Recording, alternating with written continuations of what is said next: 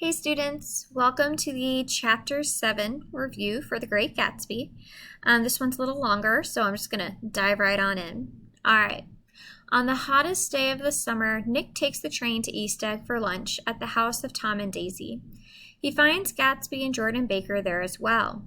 When the nurse brings in Daisy's baby girl, Gatsby is stunned and can hardly believe that the child is real.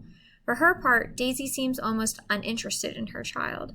During the awkward afternoon, Gatsby and Daisy cannot hide their love for one another. Complaining of her boredom, Daisy asks Gatsby if he wants to go into the city. Gatsby stares at her passionately, and Tom becomes certain of their feelings for each other. So, let's talk about this. Are Tom and Daisy good parents? What do you think? Are they good parents? Well, the daughter is mentioned once in the book and seen once in the book, in the entire book. Daisy mentions her in the very first chapter and says that she hopes that her daughter will be a fool. And then we actually see the daughter here, and Daisy barely pays her any attention, and Tom pays her zero attention. And so it indicates that Tom and Daisy are not very good parents. They're uninterested, they're uninvolved, and their daughter's primarily raised by a nanny. And so not good parents. And that speaks to the fact that they're kind of self-absorbed and selfish, as are a lot of the characters in the book. So what is Gatsby's reaction to their daughter? Why might he react this way? So when Gatsby meets Daisy's daughter, he's shocked. And so why might he be shocked? Well, let's think back to the last chapter. We know that Gatsby is trying to recreate the past of when him and Daisy fell in love when they were young in Louisville, Kentucky. In that past scenario, there is no child. If Gatsby convinces Daisy to leave Tom and they then get married, Gatsby will be partially responsible for this young little girl. And that's not something he had imagined, to have to be a parent for a child that is the child of another man's. That doesn't fit into his fantasy. And so it's shocking for him. And also, what does Tom realize? Tom realizes during this scene that his wife's having an affair. And so Tom's been having an affair for a really long time, but he never gave any thought to the idea that Daisy might also have an affair. And he realizes this now, and it makes him very unhappy, understandably. So let's see what happens. So itching for a confrontation, Tom seizes upon Daisy's suggestion that they should all go to New York together. Nick rides with Jordan and Tom in Gatsby's car, and Gatsby and Daisy ride together in Tom's car. Stopping for gas at Wilson's garage, Nick, Tom, and Jordan learn that Wilson has discovered his wife's infidelity, though not the identity of her lover, and plans to move her to the West. Under the brooding eyes of Dr. T.J. Eckelberg, Nick perceives that Tom and Wilson are in the same perception. So this is a really ironic moment in the book. So Tom has just realized that Daisy's having an affair with Gatsby. Also, Wilson has realized that his wife is having an affair also. Ironically, with Tom, though Wilson doesn't realize that. George Wilson has no idea who his wife is having an affair with, and it happens to be Tom, the person he's talking to. And so both of these men have found that their wives are having an affair. Also for Tom, this is a particularly shocking moment because all within an hour or two of each other, he has realized that his wife could potentially leave him for Gatsby, and that his mistress is going to be moving to the West under her husband's demands. And so he might go from having two women in his life to having no women in his life. And so Tom is very concerned about this. And so all of that's a lot of drama. It's also important to note that it is Tom and Nick and Jordan driving Gatsby's car when they stop at George Wilson's garage, and that Daisy and Gatsby are actually in Tom's blue car. And so they do kind of a switcheroo of the cars. It's a bit of a power play by Gatsby. The idea of, I'm going to take your car and your wife and drive off Yep, a little bit of power play. And so they end up kind of switching cars.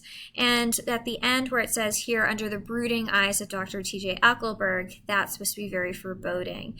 When we reviewed chapter 2 and did all of the symbol analysis for the Valley of Ashes, we came up with some ideas of what Dr. T.J. Eckleberg might symbolize. And so consider that here, and why the fact that his eyes are brooding over all of this going down, all this drama, what that might foreshadow. All right, the yellow car. So why does Nick believe that Tom and Wilson are in the same position? What do they now have in common? As I said, they both have learned that their wives are having affairs. Okay. So in the oppressive New York City heat, the group decides to take a suite. Nice rhyme. At the Plaza Hotel. And for those of you who have done the Romantic period unit with Transcendentalism and Gothic literature, you might remember the term metonymy. M-E-T-O-N, metano, what? I can't, M-Y, metonymy. It would be easier if I could write it down. M-E-T-O-N-O-M-Y. There we go. I have to write things down to spell it. So with metonymy, the oppressive heat is an instance of metonymy.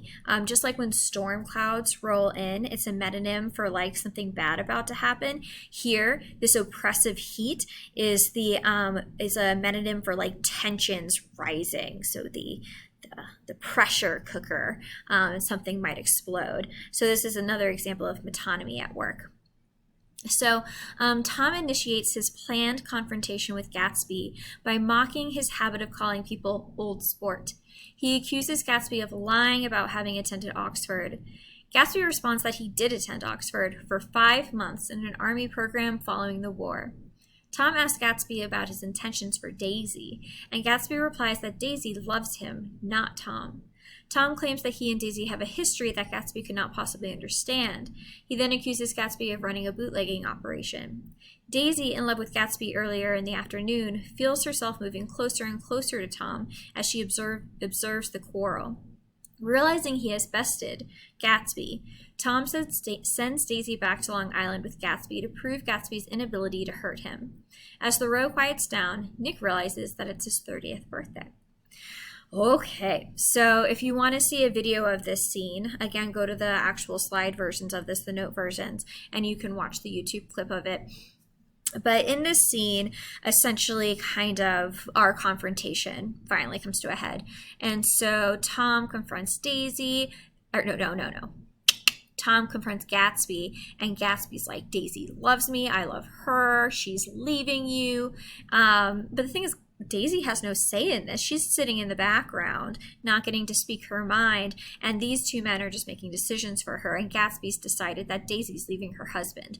And so in this argument, Tom is mocking Gatsby. He mocks how Gatsby says old sport, and it's actually a pretty good thing to mock him for. The old sport is a really kind of like fake term that Gatsby's picked up from Dan Cody. It's not his own kind of manner of speech, and I think Tom realizes that, and therefore realizes that it's a really good way to make a dig at Gatsby.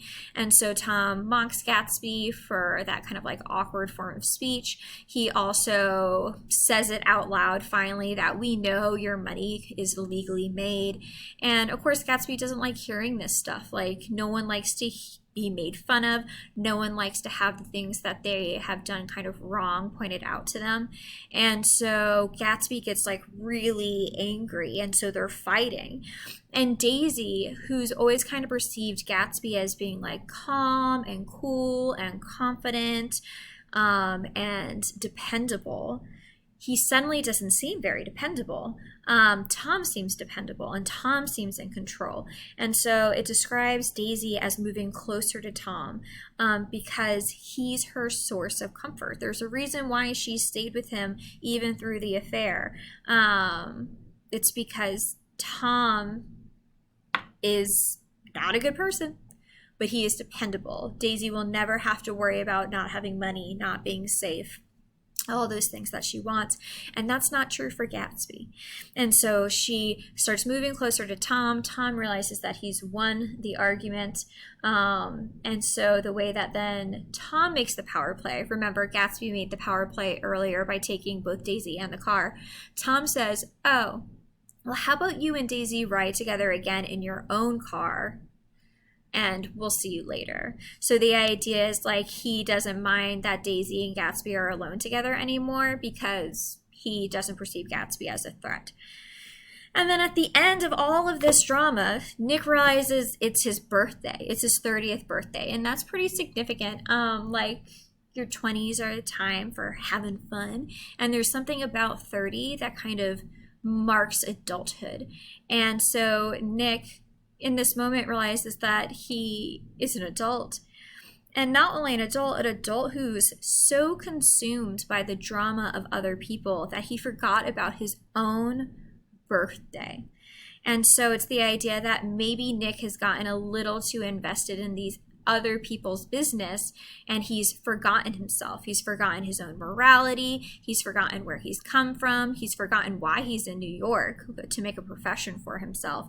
And he's gotten caught up in all of this drama, and he's let it carry him away. So if you remember from our very first video, we say his name is Nick Carraway.